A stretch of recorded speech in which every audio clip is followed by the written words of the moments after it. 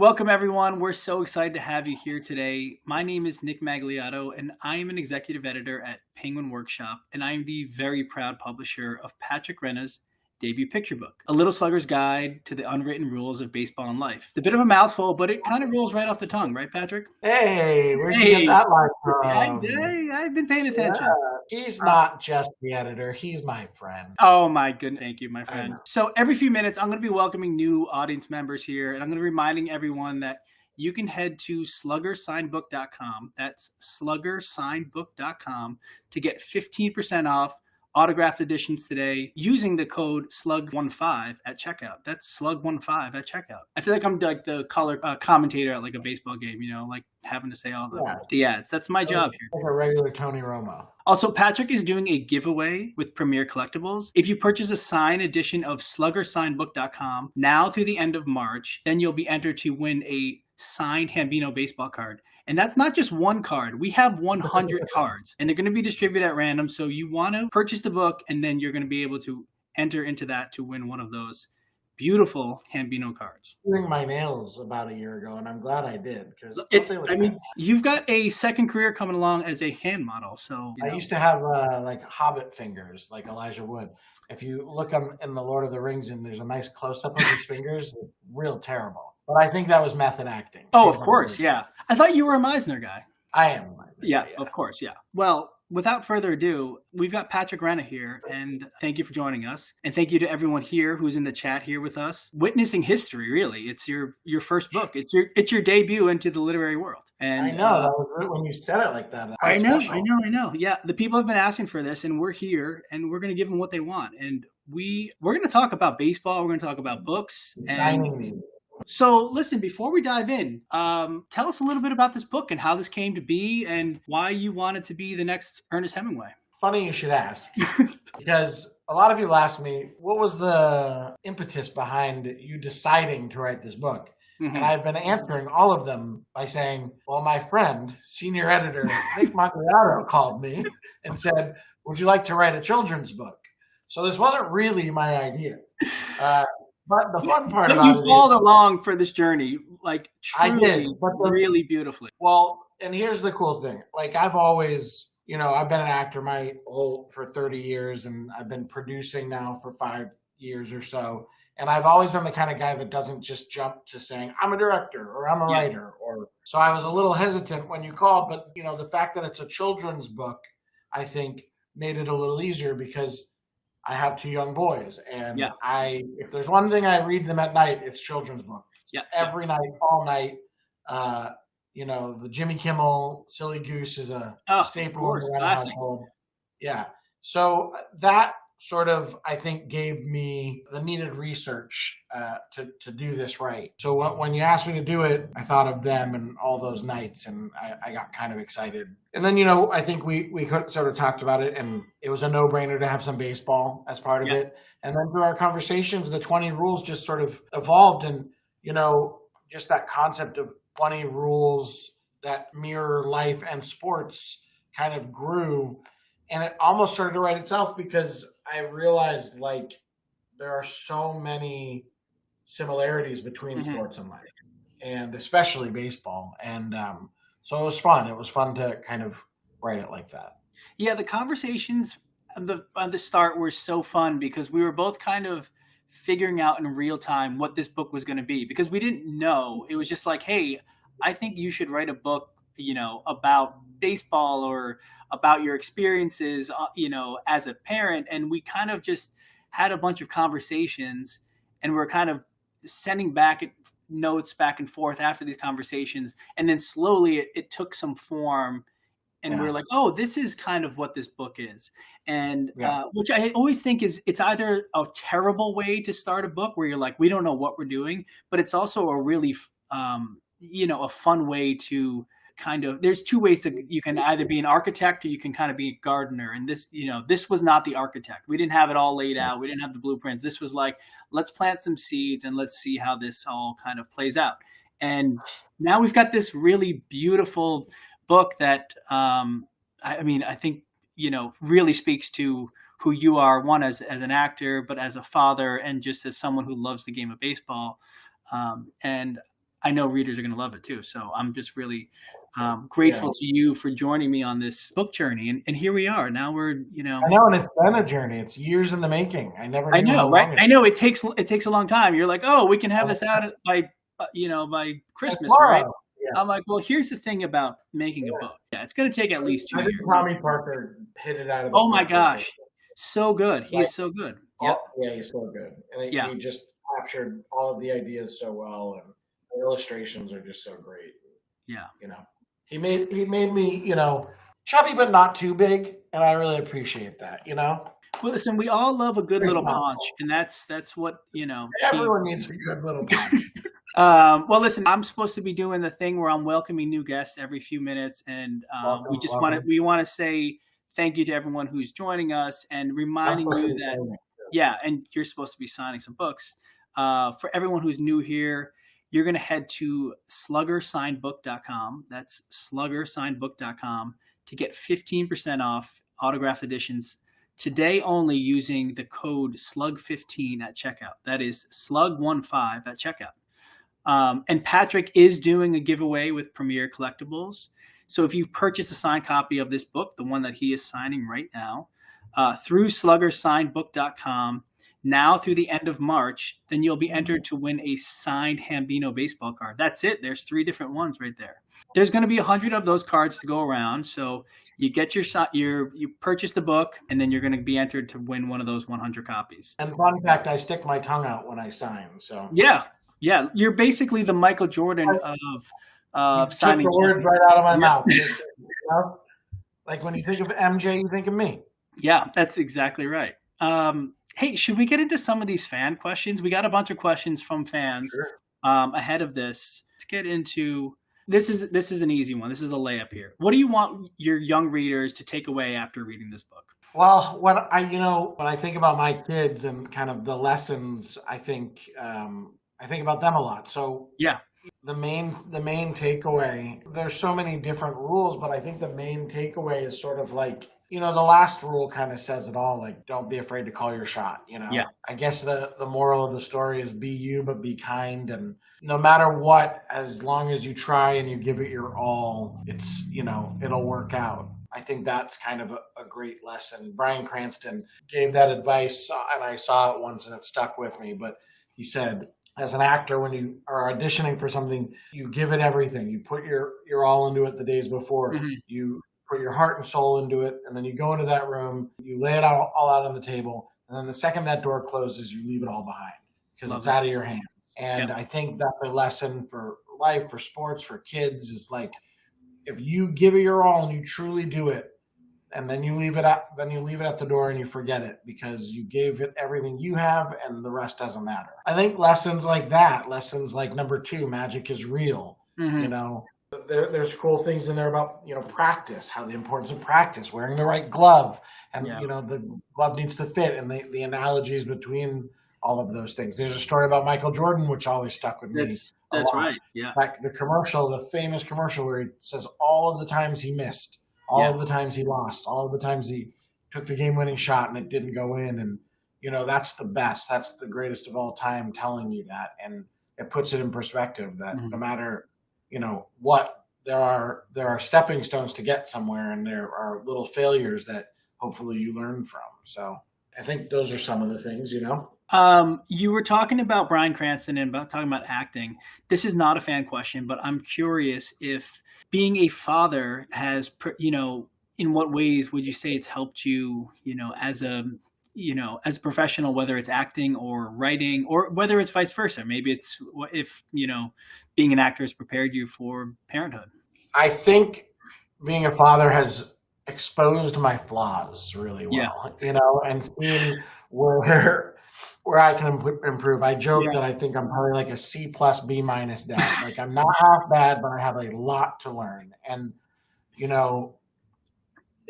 like, you also start living for someone else, and there's something really special and rewarding about that. But it's a lot of pressure, like, and you want to do good by them, and you want to raise them right, because there's nothing that breaks my heart more than seeing someone later in life, a parent, be, a kid going down the wrong path, and seeing, the parent and, how they respond to it. So I really want to make sure that I teach them right and lead them right, because that's, all they're looking for. And being a C plus, person, or if you're on the baseball field, that's like a 7 out of 10, which that would be like Hall of Fame numbers. Oh, So yeah. put that in perspective, That's what I love about baseball. Come exactly. on. Yeah, I mean, 250 batting average, you're fantastic. Yeah, 3 out of 10, you're a shoe-in first ballot Hall of Famer. So, Yep. well, listen, I do want to welcome some of the new audience members who are joining us right now, and remind folks that you can head to sluggersignbook.com to get 15% off autographed editions today. And you can use the code SLUG15 at checkout. That's SLUG15 at checkout. And Patrick is also doing a giveaway with Premier Collectibles. So if you purchase a signed edition of the book at sluggersignbook.com, the ones that he's signing right now for you, look at that. We're going to be giving away some of those Hambino baseball cards now through the end of March. There's 100 cards that we're going to be giving away. Yep, that's right. Maybe one of those. And if you buy one of the books through sluggersignbook.com, you'll be entered to win one of those cards. Buy the book, you get a baseball card signed by this gentleman right here. We've got another fan question. At some point, you knew we were going to go here, but we got to talk about The Sandlot. What's one of your favorite memories of being a kid and filming The Sandlot? Gosh, I was 13 years old, and it was basically my first paying job. And I got paid to fly out of the state and play baseball for 3 months. Soon become some of my best friends. Yeah. And the whole thing is just a blur of a good time, Mm-hmm. I think some of my favorite times on set, a lot of the favorite times on set were behind the scenes, were after. We only filmed 8 hours a day because we were young. So yeah, of course. We would go home, and we all stayed in this apartment building together. And we would just raise hell, I'm sure. And we had the swimming pool that was inside and outside. So you'd swim under the building to get outside. And we just spent hours in that pool. And a lot of the great memories are just with the guys, going to the mall and going and seeing movies and things like that. Yeah, and that's the best part about being on a baseball team. Just it's not even playing the game. It's just the moments in between games and after the games and, practice. And it's so wild that this movie, I mean, we're almost 30 years later, and it is such a, cultural phenomenon. Still, I'm a diehard Yankees fan. And, on the Yankees Instagram, just yesterday, they were posting, what's your favorite movie to watch? 6 out of the 10 guys were oh, The Sandlot, obviously. It's major league players today are still watching The Sandlot. Yeah. It's just a testament to how one good of a script it was and how beautifully it was shot, and just, the acting performances. It's people still love the movie, and it's I can't wait. My kids are 4 and 2. They're not quite at the let's sit and watch an hour and a half movie, but I'm just so ready for that moment where I'm all right, today you're going to learn about The Sandlot, and there's going to be a quiz after, okay? Yeah. So just so cool that you're part of this, one Hollywood legacy, but also baseball legacy. Yeah, it is. It's humbling, and I'm honored to be a part of it. Let's talk about some folks just in your personal life who may have not either directly, inspired this book, but you think that might have had a help, shaping what went into this book and, the content and who you are. Yeah. I mean, I always have prided myself in kind of having a good family background, family life, good base of friends that I've kept for a long time. One of the questions I get a lot is how did you kind of navigate through child stardom? And my answer is always, I wasn't a child. Yeah. I started at 13, which, think about when you're 13, that's not, you're a teenager. You're usually out on your own. You're, 3 years into acting, I was 16 and I was flying to, Romania filming movies by myself. So, I had a pretty normal childhood. I grew up in Boston and played Little League and went to school and had my normal friends and moved out to LA and kind of was here for about a year before I started acting and met friends. And those buds have, again, been my friends since. So I think that base that, of friends and family is kind of the best way to answer that.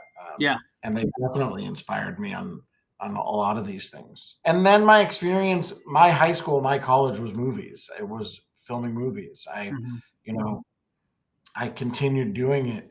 Obviously, Sandlot has been the most widely known, and Sandlot has done something 99% of movies don't do. Yep. But I've been in 30 to 40 films. And so I was on sets and building relationships and meeting people. And that experience, I think, seeing the ups and downs of Hollywood, not tasting defeat myself. My first audition was Salute Your Shorts, and I booked it. That old Nickelodeon show. My second was Sandlot, and I booked it. And I think I came back from Sandlot and booked the third one. And then the fourth was Son-in-Law. So I think I was like 4 for 4. Which is like a crazy beginning. But then in my teens and my late teens, then I started to see the dark part of Hollywood and felt, the rejection of not booking things. And so those lessons, I think, help guide this too, Yeah, and that's a lot through the book. You see that with, learning to be patient, whether you're in like the batter's box, like, you're not always going to have a hit every single time. But I'm sure, I have no experience there, but I'm sure I hear it's a tough business. And here you are, like, 30 years later or something, like almost, and you're still doing it. So I just wanted to welcome some new folks here, and then we're going to get some rapid fire questions as we're getting to the end of here. But yeah, for any new folks who have just joined us, thank you and welcome.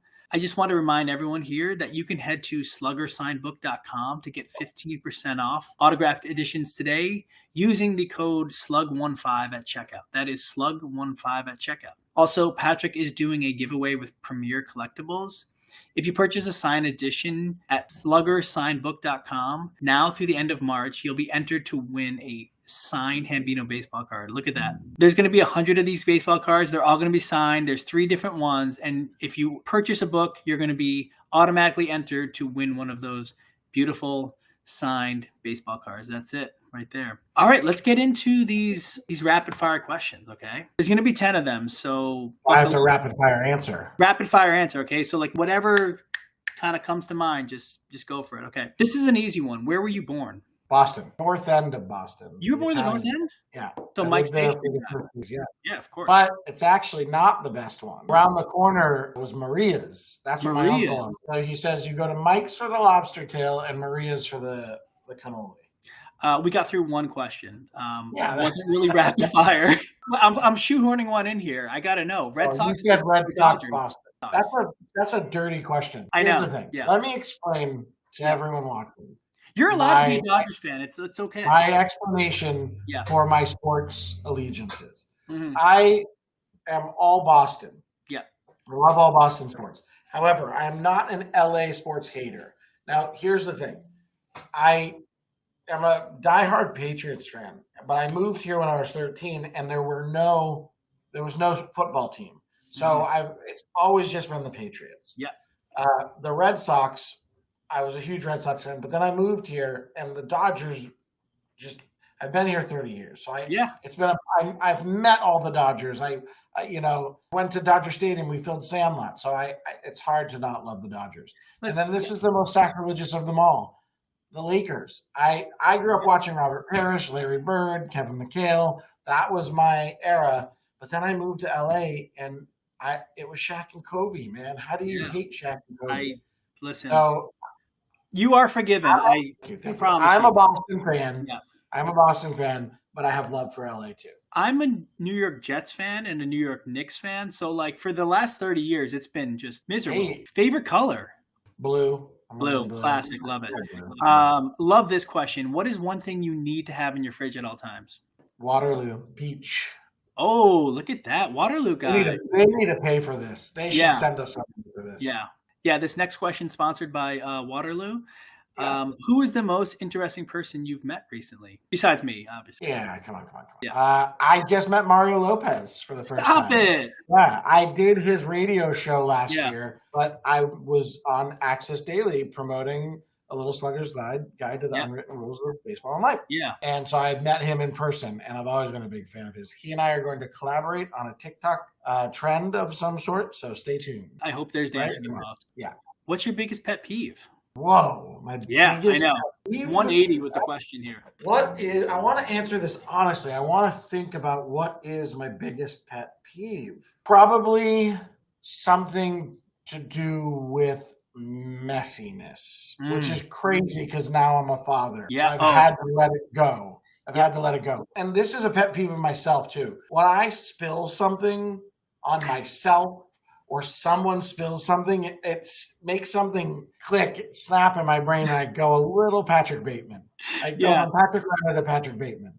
Yeah, you can always know when you're like not well, when like you think life is going okay, and then like you spill something on yourself, and you like get Yeah, so irrationally upset, and you're like, yeah. maybe I should take the rest of the I day. should see someone. Yeah. Yeah, yeah, Oh, that's my big pet peeve. But again, kids definitely disabuse you of that. You got to let it yeah. go. Guilty pleasure TV show. What do we got? Okay, I'm gonna say this is my guilty pleasure. I don't know that it's such a guilty pleasure, but I love Reacher.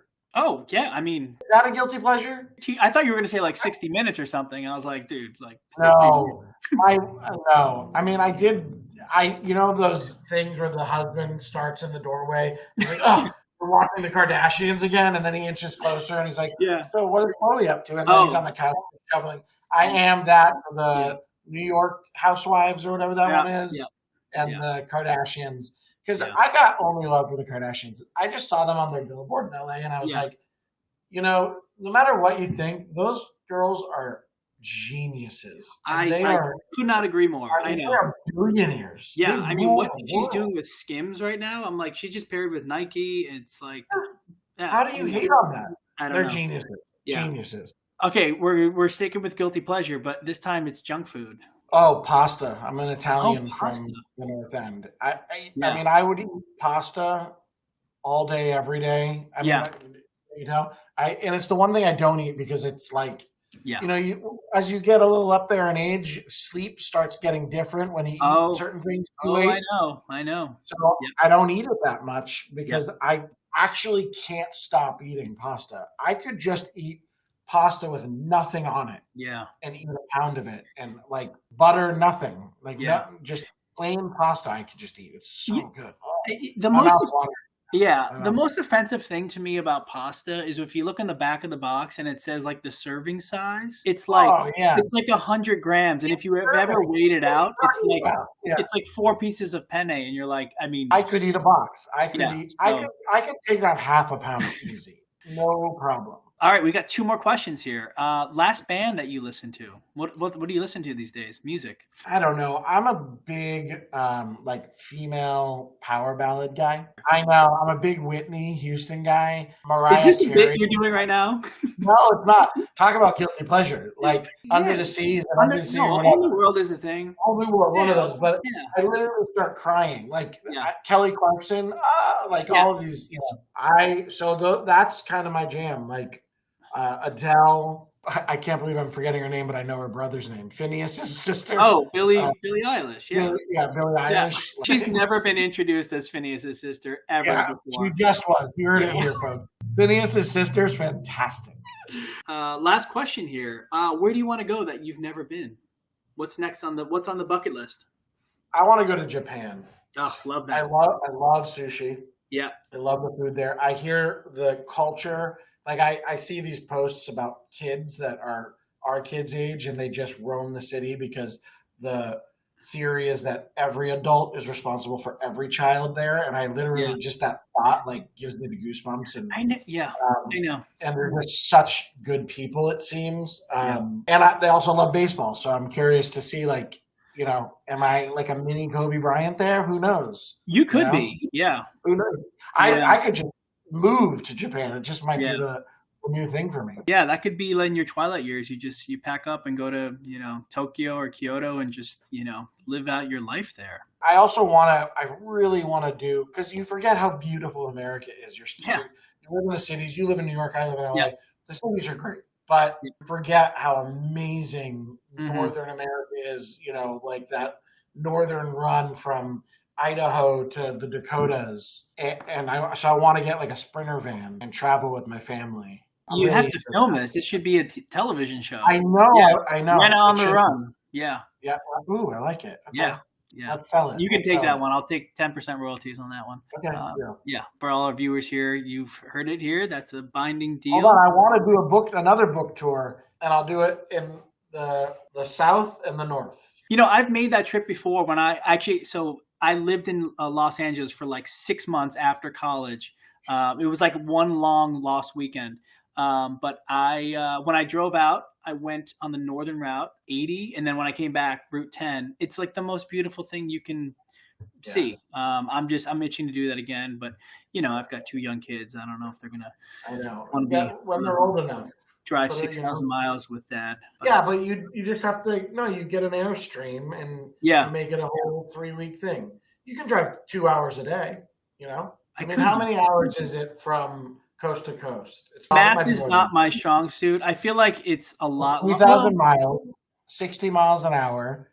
Okay, so it's 50 hours. 50 hours, yeah. So if you do 2 hours a day, it's a month. You do a month trip. But if I go 120 miles the whole time, I can do it in 25 hours. Easy. That's true. You could, yes, with an Airstream on the back. Absolutely. Now that should be filmed. Yeah. That should definitely be filmed. Liato on the run. All right, I'm getting the signal from our producers here that we're running out of time. That's just a joke. It's just us. I'm just kidding. Really, I want to thank everyone who has been here tonight. And Patrick, thank you, number one, for joining us on this book journey. And number two, joining us for this wonderful conversation. And a big thank you just truly to everyone who is watching here. And do not forget, you can grab an autographed copy at sluggersignbook.com. That's sluggersignbook.com. And don't forget about the giveaway. 100 of you who have purchased the book are going to be entered to win one of those beautiful baseball cards by the Hambino himself. So you can use code SLUG15, that's SLUG15 at checkout for 15% off today only. And we'll see you next time. Thank you. Bye-bye.